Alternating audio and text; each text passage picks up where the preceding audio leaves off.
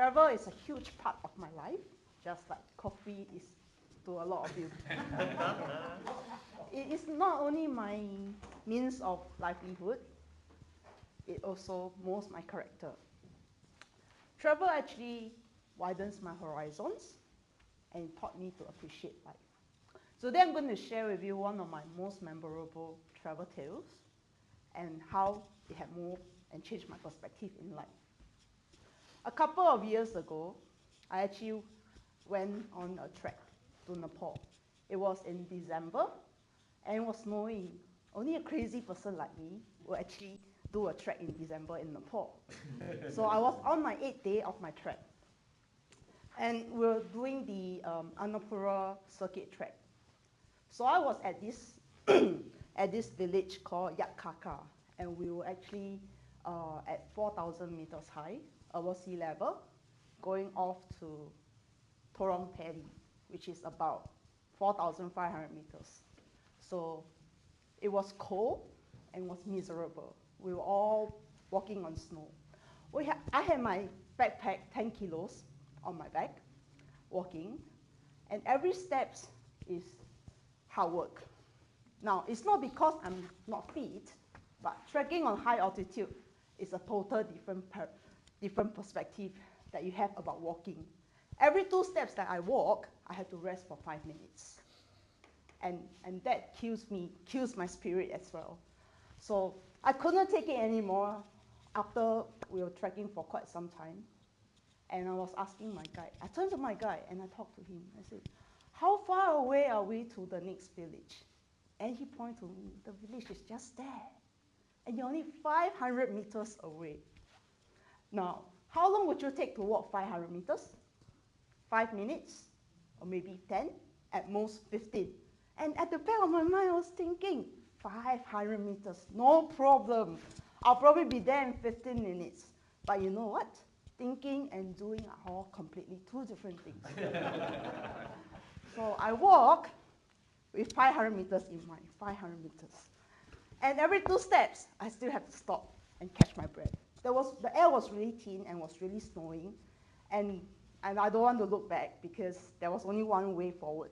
And that was the path to the village. So after 45 minutes, I completed my 500 meters. That was probably the longest trek I have ever done, the longest 500 meters in my life.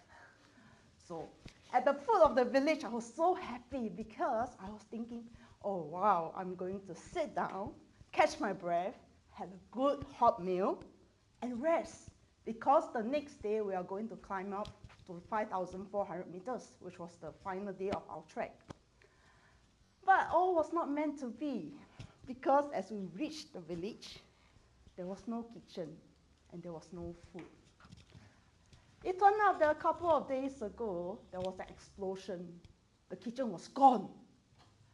And it was the worst nightmare of all trekkers because it was cold, there was not much air, the air was thin, and there was no hot food.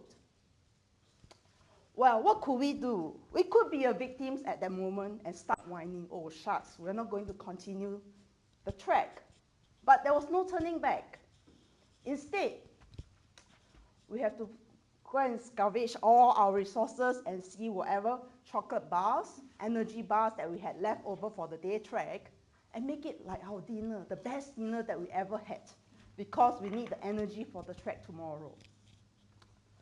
So as it turned out, we did quite well, because the very next day, we do have enough energy to do the 5,400 meters trek. And it actually was the best part of my life. It was the greatest joy of my life so far. Through this trek ordeal, I learned a couple of things. And probably for a while, I have taken things for granted. Like 500 meters, no big deal. Everyone could do a 500 meters in 15 minutes. But when you are presented the conditions in a different perspective, when the weather is not on your side, when you're above the sea level, 4,000 meters above sea level, it's completely a different perspective. So I've learned that Sometimes when things are easy for somebody, it might not be the same for another person doing the same job because the person might have some difficulties, it might be a different circumstances. And we really need to put ourselves in somebody else's shoes to understand what the person was really going through before we jump to the conclusion that, hey, it was an easy task for me, so it should be easy for others. So a little bit of kindness does go a long way. Second thing I learned about this trekking was that things do not always go our way. Just like we were looking forward to hot food, but there wasn't any.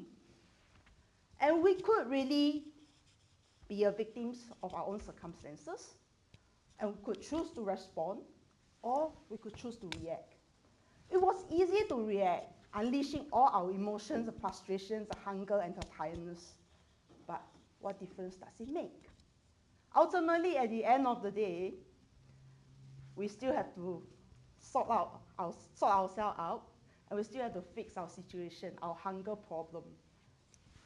I've learned that instead, when we are caught in a situations, it's good to take a step back and learn to respond instead of react. It has been a constant reminder for myself to always be responding to situations and learn from it. In conclusion, travel is not only a form of relaxation for me, just like coffee is for some of you. It is also a way for me to mold my character. It actually allows me to shape up or shape up. Yeah. And I would like to say that it actually helps me to create possibilities to see that there are always choices available when things don't go our way. And with that, I'd like to end with a quote from my favorite author, Paulo Coelho, that to travel is to live. And I hope all of you will see travel as a form of living as well. Thank you.